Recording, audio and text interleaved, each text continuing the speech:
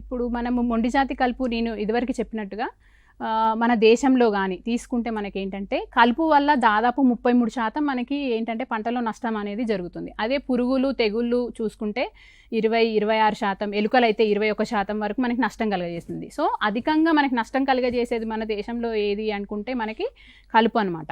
So కలుపుని కనుక మనం సమర్థవంతంగా నివారించుకుంటే దాదాపు మనము 40-50%, అది కూడా ఎప్పుడు సమర్థవంతంగా నివారించుకోవాలంటే ఫస్ట్ అంటే ఇప్పుడు ఫర్ ఎగ్జాంపుల్ ఒక మొక్కజొన్న ఉంది, 120 రోజుల పంటకాలం ఉన్నప్పుడు దానికి 3వ వంతు అంటే 30-40 రోజుల వరకు మనము ఈ కలుపు లేకుండా చూసుకున్నట్లయితే మనము అధిక దిగుబడులు సాధించవచ్చు.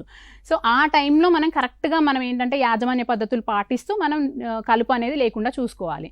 అది ఇంపార్టెంట్ అన్నమాట, క్రిటికల్ వీడ్ అంటాము. సో ఆ పీరియడ్లో క్రిటికల్ పీరియడ్లో మనం కనుక వీడ్ లేకుండా చూసుకుంటే మనకి అధిక దిగుబడులు సాధించవచ్చు. అంతేకాకుండా ఇప్పుడు పత్తి ఇలాంటి వాటిలలో కనుక మనం కలుపు సరిగా నిర్మూలించకపోతే మనకి ఏంటంటే దాని క్వాలిటీ ఏదైతే ఉందో అది రెడ్యూస్, నాణ్యత తగ్గిపోతుంది.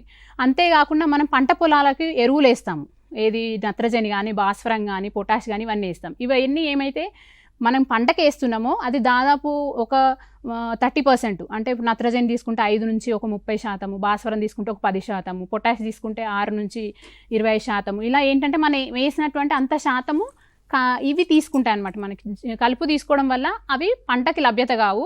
అది అల్టిమేట్గా ఏంటంటే మనకి దిగుబడి ఏం రాదనమాట. పంటకి వేస్తే ఏంటంటే మనకి ఖర్చు పెరుగుతుంది అంతే.